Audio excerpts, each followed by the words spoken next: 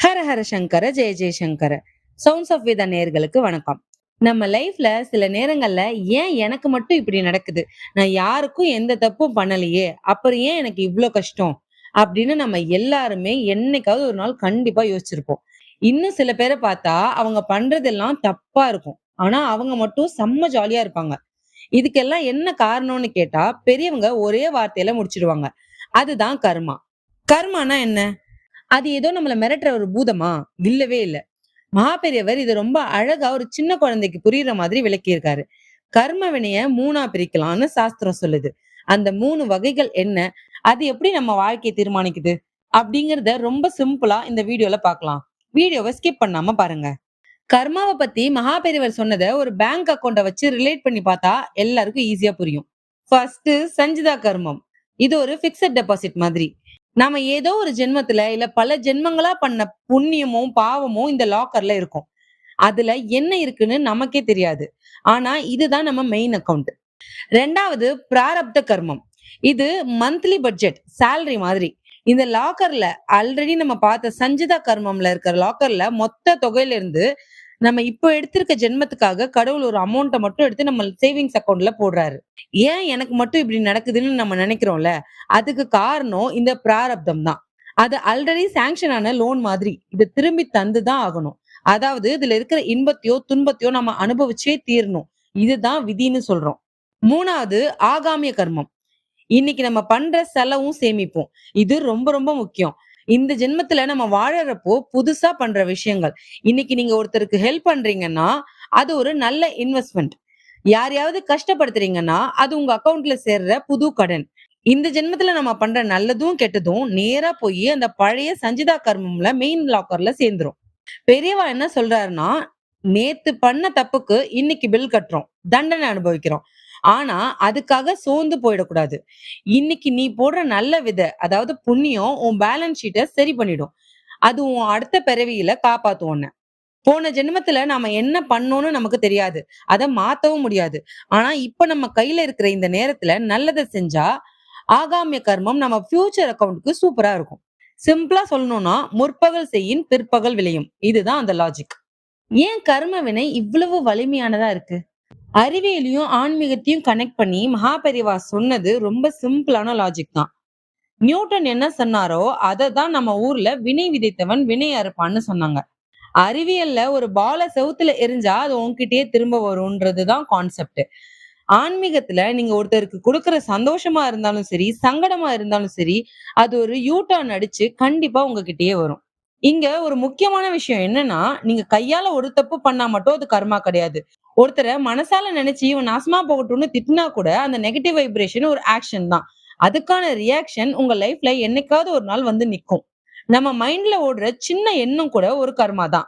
ஒரு அரசன் தன் நாட்டுல இருக்கிற ஞானி கிட்ட கேட்டான், நான் தான் இவ்வளவு தர்மம் பண்றேனே, கோவிலுக்கு போறேனே, அப்புறம் ஏன் எனக்கு மட்டும் இந்த கஷ்டம்? அதுக்கு அந்த ஞானி சொன்ன பதில் ஒரு ஐ ஓபனர். அந்த அரசன் கேட்ட கேள்வி நமக்குள்ளயும் இருக்கும். நீங்க ஒரு 100 பேருக்கு சாப்பாடு போட்டது ஒரு பக்கம் இருக்கட்டும், அதுக்கான புண்ணியம் உங்களுக்கு தனியா வரும்.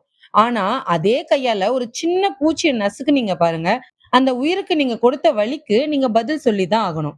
லாஜிக் என்னன்னா, புண்ணியம் பண்ணா பாவம் போயிடும்னு நினைக்கிறோம். ஆனா உண்மை அது கிடையாது. நல்லது பண்ணா அதுக்கு நல்ல ரிசல்ட் வரும். கெட்டது பண்ணா அதுக்கு கெட்ட ரிசல்ட் வரும். ரெண்டும் ஒன்னோட ஒண்ணு மிக்ஸ் ஆகாது. ரெண்டுமே நமக்கு கிடைச்சே தீரும். இத எப்படி புரிஞ்சுக்கலாம்? இத நீங்க ஒரு ஸ்கூல் ரிசல்ட் மாரி வச்சுக்கோங்க. நீங்க மேத்ஸ்ல 100 மார்க் சென்டம் எடுத்திருக்கலாம். அது புண்ணியம். நீங்க பண்ற புண்ணியம். ஆனா தமிழ்ல பாவம் பண்ணியிருக்கீங்க. அதாவது நீங்க ஒரு பாவம் பண்ணியிருக்கீங்க. அதாவது தமிழ்ல 0 மார்க் எடுத்திருக்கீங்க. அந்த சப்ஜெக்ட்ல நீங்க ஃபெயில்னாலும் ஃபுல்லாவே ஃபெயில் தான். நான் தான் மேத்ஸ்ல சென்டம் எடுத்தேனே, நான் ஏன் ஃபெயிலுன்னு நீங்க கேட்டா, அப்படி கேட்க முடியாதுல்ல. அதே மாதிரி தான் அந்த அரசனும். அவன் பண்ணுன தான தர்மத்துக்கு அவனுக்கு பெரிய ராஜ வாழ்க்கை கிடைச்சிருக்கு. ஆனா அந்த பூச்சியோட கால மிதிச்ச பாவத்துக்கு அவனுக்கு கால் வலி வந்திருக்கு. நம்ம எதை விதைக்கிறோமோ அததான் அறுவடை செய்வோம். சின்ன பூச்சியா இருந்தாலும் சரி, சக மனுஷனா இருந்தாலும் சரி, நம்மால யாருக்கு எந்த வழியும் வரக்கூடாதுன்னு நினைக்கிறதே ஒரு பெரிய தவம் தான். இததான் சிம்பிளா வாழ்க வளமுடன்னு எல்லாரையும் வாழ்த்த சொல்றாங்க. ஏன்னா மத்தவங்கள வாழ்த்த வாழ்த்த அந்த ரியாக்ஷன் நம்மளையும் சேரும். அந்த பாசிட்டிவ் எனர்ஜி நமக்கும் வரும். கர்ம வினையை உடைக்கிற பரிகாரங்கள். விதிய மதியால வெல்லலாம். நாம எல்லாரும் என்ன நினைக்கிறோம்னா, மதினா புத்திசாலித்தனம்னு. ஆனா பெரியவா என்ன சொல்றாருன்னா, உன் அறிவ வச்சு நீ விதிய ஜெயிக்க முடியாது. இங்க மதிங்கிறது இறைவனோட அருள். சிம்பிளா சொல்லணும்னா, ஒரு பெரிய புயல் அடிக்குதுன்னு வச்சுக்கோங்க. உங்க புத்திசாலித்தனத்த வச்சு புயல நிறுத்த முடியாது. ஆனா ஒரு ஸ்ட்ராங்கான வீட்டுக்குள்ள, அதாவது கடவுள் அருள். அதோட போய் ஒளிஞ்சுக்கிட்டோம்னா, புயல் அடிச்சாலும் நீங்க சேஃபா இருப்பீங்க. இதுதான் விதிய மதியால வெல்றது. 2வது தியானம். Mental cleaning. நம்ம மைண்ட் ஒரு ஹார்ட் டிஸ்க் மாதிரி. அதுல பல ஜென்மத்து பேட்டர்ன்ஸ் பதிஞ்சு போயிருக்கும். இது எப்படி ஒர்க் ஆகும்னா, நீங்க டீப்பா மெடிடேஷன் பண்ணும்போது உங்க மூளை அலைகள் அமைதியாகும். அந்த வைப்ரேஷன் என்ன பண்ணும்னா, உங்க சப்கான்ஷியஸ் மைண்ட்ல இருக்கிற அந்த பழைய கெட்ட பதிவுகள மெதுவா டெலீட் பண்ண ஆரம்பிக்கும்.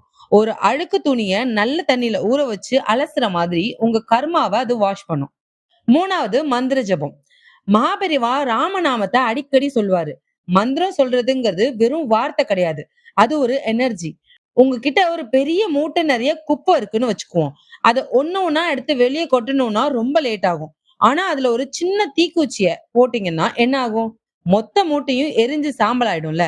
அதே மாதிரி தான் ராமநாமமோ, சிவஜபமோ இடைவிடாம சொல்லும்போது, அது உங்க கர்ம மூட்டைய எரிக்கிற நெருப்பா மாறும். எல்லாத்தையும் விட ஈஸியான வழி இதுதான். சேவை. மத்தவங்களுக்கு ஹெல்ப் பண்றது.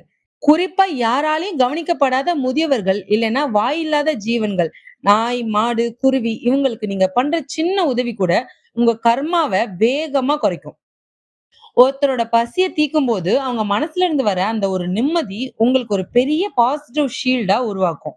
இது உங்கள நோக்கி வர கர்ம வினைய தடுத்து நிறுத்தும். கர்மாங்கிறது ஒரு பெரிய மலை மாதிரி இருக்கலாம். ஆனா அத உடைக்கிற உளிதான் பக்தி, தியானம் மற்றும் சேவை. கடவுளே எனக்கு ஏன் இவ்வளவு கஷ்டம்னு புலம்புறத நிறுத்திட்டு, இன்னைக்கு நான் 4 பேருக்கு நல்லது பண்ணுவேன்னு இறங்கிட்டா, உங்க கர்மாவோட லோடு தானாவே குறைய ஆரம்பிக்கும். இதத்தான் மகாபெரியவா ரொம்ப அழகா கைட் பண்றாரு. இந்த பராரப்த கர்மாவ தாங்குற சக்தி. சில கஷ்டங்கள நம்ம அனுபவிச்சுதான் ஆகணுங்கிறது விதி இருந்தா, அதை எப்படி தாங்குறது? அதுக்கு தான் சரணாகதி தேவை. லைஃப்ல கஷ்டம் வரும்னு தெரிஞ்சு போச்சு. ஆனா அதை எப்படி ஃபேஸ் பண்றது? அப்படின்னு கேக்குற எல்லாருக்கும் இது ஒரு லைஃப் சேவிங் டிப்ஸ். சரணாகதி. சரணாகதி அப்படின்னா ஏதோ ஒரு பெரிய வார்த்தைன்னு நினைக்காதீங்க. சிம்பிளா சொல்லணும்னா, ஒரு சின்ன குழந்தை அவங்க அம்மா மேல வச்சிருக்க நம்பிக்கை தான் அது. அம்மா கைய பிடிச்சுக்கிட்டா நமக்கு எந்த பயமும் இல்லைன்னு குழந்தை நினைக்குதுல்ல. அதுதான் சரணாகதி. எல்லாம் அவன் பார்த்துப்பான்னு எல்லாத்தையும் அந்த இறைவன் கிட்ட விட்டுட்டு நம்ம கடமையை மட்டும் பண்றது. மகாபெரியவர் சொன்ன இந்த எக்ஸாம்பிள் ரொம்ப ஃபேமஸ். மழை பெய்யறது இயற்கை. அதை நம்ம நிறுத்த முடியாது. அதுதான் நம்ம பிராரப்த கர்மா. நாம குடை பிடிச்ச உடனே மழை நின்னுடுதா? இல்ல. மழை பெஞ்சுக்கிட்டே தான் இருக்கும். ஆனா அந்த மழையில நாம நனையாம காய்ச்சல் வராம குடை நம்மள காப்பாத்தும். உங்க லைஃப்ல கஷ்டம் வரும்போது பக்திங்கிற கொடைய நீங்க பிடிச்சுக்கிட்டா அந்த கஷ்டம் வந்து தாக்கும். ஆனா உங்கள மனசளவுல அது நினைய விடாது, உடைக்காது. நம்ம தலையெழுத்துப்படி ஒரு பெரிய ஆக்சிடென்ட் நடக்க வேண்டியிருக்குன்னு வச்சுக்கோங்க. ஆனா நீங்க தீவிரமான பக்தியிலும் கடவுள் மேல நம்பிக்கையிலும் இருந்தா என்ன நடக்கும் தெரியுமா? அந்த விபத்து அப்படியே கேன்சல் ஆகாது. ஆனா அந்த பெரிய ஆபத்து நடக்காம ஒரு சின்ன சிராய் போட முடிஞ்சிடும். தலைக்கு வந்த விஷயம் தலைப்பாகையோட போற மாதிரி. கடவுள் இருக்கார் பார்த்துப்பார் அப்படிங்கிற ஒரு பாசிட்டிவ் எண்ணம் உங்க மனசுக்கு ஒரு பெரிய ஸ்ட்ரென்த் கொடுக்கும். அந்த ஸ்ட்ரென்த் இருந்தா எப்பேற்பட்ட கஷ்டத்தையும் இதுவும் கடந்து போகும்னு சிரிச்சுக்கிட்டே கடந்துடலாம். பக்திங்கிறது ஏதோ கஷ்டத்தை மாயமா மறைக்கிற மேஜிக் கிடையாது. அது கஷ்டத்தை எதிர்த்து நிக்கிற இம்யூனிட்டி. நம்ம உடம்புல எதிர்ப்பு சக்தி இருந்தா எப்படிப்பட்ட வைரஸ் வந்தாலும் சமாளிக்கிறோமோ, அதே மாதிரி மனசுல பக்தி இருந்தா கர்ம வினைகள் வந்தாலும் நம்ம அசர மாட்டோம்.